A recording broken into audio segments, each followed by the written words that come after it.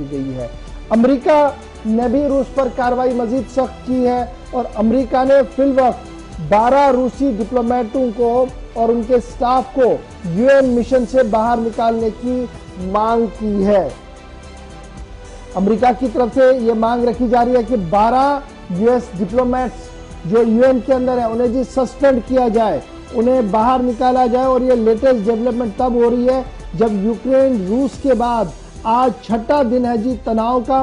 Vladimir Putin अपनी जगह पर है और यूक्रेन के सदर अपनी जगह पर है और मफाहमत नामे पर कहीं पर भी दस्तक होता हुआ नजर नहीं आ रहा है। अक़वाम मुत्तहिदा ने एक बार फिर मॉस्को से ये अपील की है कि वह मुज़ाकरात के लिए तैयार रहें और अमन को एक और मौका दे। और कीव शहर के अंदर आज एक बार फिर मुज़ाकरात की हवा गूंज सकती है, इस तरीके की बात जो है वो सामने आ रही है। इधर जब क्राइसिस की हम बात करते हैं, थोड़ी देर में हम रहमत कलीम के पास चलेंगे, हमारे साथ ज्वाइन करेंगे। तो क्राइसिस जब यूक्रेन और हम रूस की आपको बताते हैं तो जंग की वजह से महंगी होगी दवाएं, यानी जो मेडिसिन आप अभी तक ले रहे थे वो भी अब महंगी होंगी, क्योंकि जो फार्मासिक इंडस्ट्री सेक्टर के साथ वाबस्ता लोग हैं उनका मानना है कि अगर सूरत हाल ऐसी ही रही तो बहरानी कैफियत जी पैदा हो सकती है।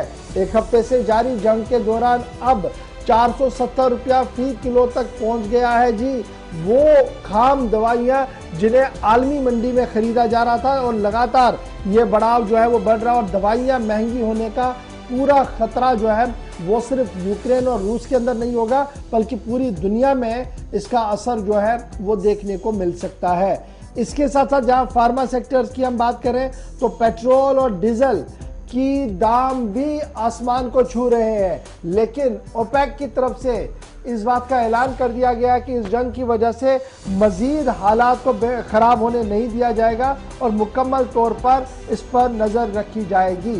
इधर जम्मू गवर्नमेंट ऑफ इंडिया ने क्या कुछ किया है जी, ऑपरेशन शुरू किया गया जी रेस्क्यू और गंगा, जिसके तहत जो दरमांदा जो फंसे हुए लोग हैं उन्हें वापस लाने का पूरा बंदोबस्त जो है वो किया जा रहा है और सरकार की तरफ से लगातार कोशिशों में तेजी की गई है। और अभी तक की बड़ी खबर जो आ रही है 12 रुकनी रूसी डिप्लोमेट मिशन जो है जो यूएन के अंदर है उन्हें एक्सपेल कर दिया गया है, निकाल दिया गया है। यूनाइटेड स्टेट्स के कहने से यूनाइटेड स्टेट्स से उनको एक्सपेल कर दिया गया है, बाहर निकाला गया है। और जो परमानेंट मेंबर रिप्रेजेंटेटिव यूएन के अंदर थे उन्होंने भी प्रेस कॉन्फ्रेंस करते हुए इस पर बरहमी का इजहार किया। सीधे रहमत के पास चलेंगे। रहमत, जरा अपडेट कीजिएगा, ये जो 12 अरकान की बात सामने आ रही है क्या ये यूएन के अंदर थे या यूएस के अंदर थे, क्या कुछ ये पूरी खबर है? इसमें थोड़ा सा कंफ्यूजन है, इसको जरा क्लियर कीजिएगा। और अब खबर ये भी है कि नेटो चीफ जो है वो बाज़ाब्ता तौर पर जो बाइडेन के साथ बातचीत कर रहे हैं जी यूक्रेन और रूस के मामले को लेकर। जी बिल्कुल, देखिए रूस और यूक्रेन को लेकर के देर रात ही जब हिंदुस्तान में रात के 3 बज रहे थे उस वक्त अमेरिकी प्रेसिडेंट जो बाइडेन की सदारत में बाज़ाब्ता तौर पर नेटो की एक खुफिया मीटिंग हुई, बंद दरवाजे की मीटिंग हुई और उस मीटिंग में ये तय किया गया कि आखिर हमें मदद करने के लिए इन पाबंदियों के अलावा और क्या कुछ करने की जरूरत है, क्या हमें मिलिट्री सपोर्ट डायरेक्ट करने की जरूरत है या फिर हथियार से सपोर्ट करने की जरूरत है, किस तरह की हमें जरूरत है। तो इन पॉइंट्स पर एक बहुत ही अहम मीटिंग हुई है, लेकिन एक तस्वीर जो इस वक्त आ रही है वो अपने आप में खौफ पैदा कर देने वाली है।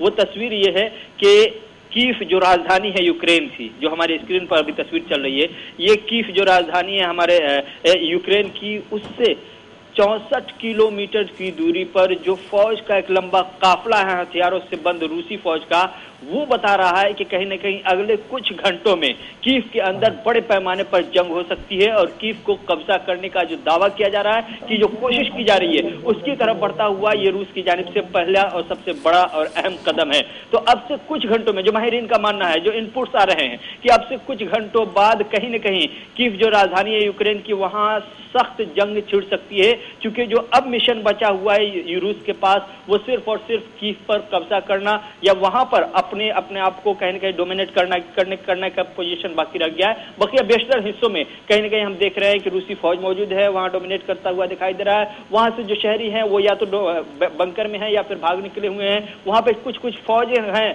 मकामी सतह की जो यूक्रेन की हैं वो डटी हुई जरूर हैं, लेकिन उनके रूस के सामने वो सब के सब कहने के किसी भी माने में नहीं है।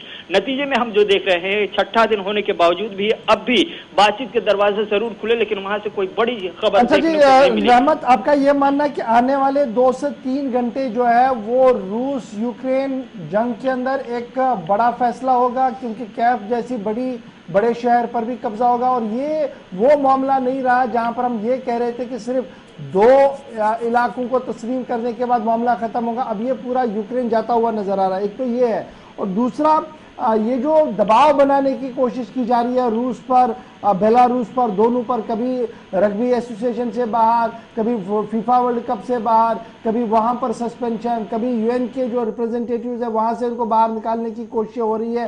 तो क्या ये कहीं पर काम करता हुआ नजर आ रहा है?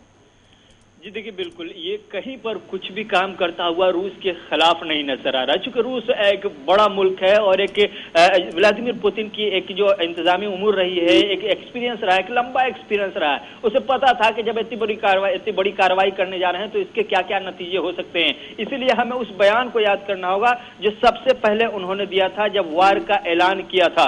उन्होंने अपने सबसे पहले कहा था कि हम नतीजे के लिए तैयार हैं, यानी नतीजे के लिए तैयारी पहले से कर ली थी। पता था रूस को कि पाबंदियां लगेगी, किस किस किस्म की पाबंदियां लग सकती हैं, किस किस हद तक जा सकती है दुनिया, क्योंकि दुनिया की बड़ी आबादी और बड़े ममालिक रूस के खिलाफ है इस मामले पर।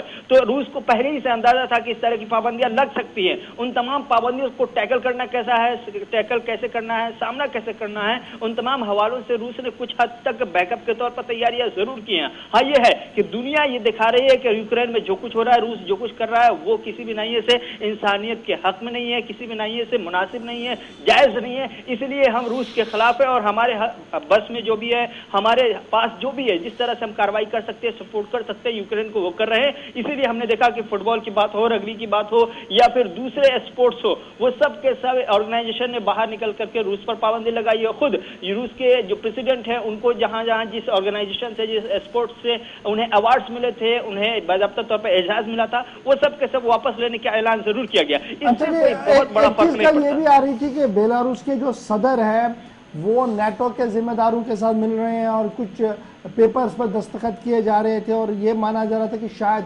नेटो का ऑफिशियल अलायंस वो बन रहे हैं। तो क्या इस पर कोई ऑफिशियल तस्दीक हो पाई है? जी नहीं, अभी तक के ऑफिशियल इस हवाले से, बेलारूस के हवाले से खासतौर से इस मौके पर कोई ऐसी जानकारी नहीं है। अलबत्ता एक खबर देर रात ये जरूर आई कि यूरोपीय यूनियन की जानिब से एक फॉर्म पे यूक्रेन के सदर ने दस्तखत किया है। वो फॉर्म था यूरोपीय यूनियन का मेंबर बनाने के लिए, चूंकि यूरोपीय यूनियन के पार्लियामेंट ने ऐलान किया था कि अब हम उन्हें मेंबरशिप देने की कोशिश करेंगे। उसके लिए जो पहला कदम होता है, वो पहला कदम बहुत ही तेजी के साथ यूक्रेन के सदर ने बढ़ाया और कल रात हमने देखा उस फॉर्म पे वो दस्तखत करते हुए नजर आए थे। तो ये एक कोशिश जरूर है, लेकिन बेलारूस को नेटो में अभी शामिल करना या नेटो का मेंबर बनना फिलहाल इस हंगामे के बीच में मुमकिन नहीं है, क्योंकि बेलारूस अभी तक के रूस का पार्टनर है और रूस जब उसके साथ है तो फिर बेलारूस को फिलहाल नेटो के बारे में सोचने की जरूरत नहीं है। जब नेटो के बारे में सोचना होगा, बेलारूस को उसी तरह से सोचना होगा जैसे रूस सोच रहा है कि उसके पड़ोस में अगर यूक्रेन को नेटो का हिस्सा बना दिया जाता है तो उसके भी पड़ोस में चारों तरफ से नकेल कसने के लिए नेटो की फौजें मौजूद रहेंगी। तो रूस के यूक्रेन के लिए, बेलारूस के लिए, दोनों के लिए नेटो का मेंबर बनना न सिर्फ उनके पड़ोसी ममालिक के लिए बल्कि रूस के लिए भी खतरनाक हो सकता है। इसलिए अगर बेलारूस इस तरह की कोशिश करता है तो फिर आने वाले दिनों में रूस से रिश्ते खराब जरूर होंगे। ये और बात है कि रूस उसे मनाने की या अपने हक में अपने साथ रखने की कोशिश जरूर कर रहा है। और चलिए जी, बहुत बहुत शुक्रिया जी रहमत हमारे साथ ज्वाइन करने के लिए। फिलहाल जो भारतीय वहां पर फंसे हुए हैं 20,000 के करीब जो पहली फिगर आई थी, जिसमें जम्मू कश्मीर के भी नौजवान जो है, तलबा जो है वो वहां पर है, MBBS के लिए गए थे, वो वहां पर फंसे हुए, उनको वापस निकालने का काम भी सरकार की तरफ से जारी है। और आज भी कई मिशन के तहत उन लोगों को वापस लाने का प्रोग्राम हाथ में लिया गया। और कल ही वज़ीर-ए-आज़म ने 4 वज़रा को मुख्तलिफ इलाकों की ओर रवाना भी किया था, जहां से वो बाज़ाब्ता तौर पर उन्हें वापस लाएंगे। तो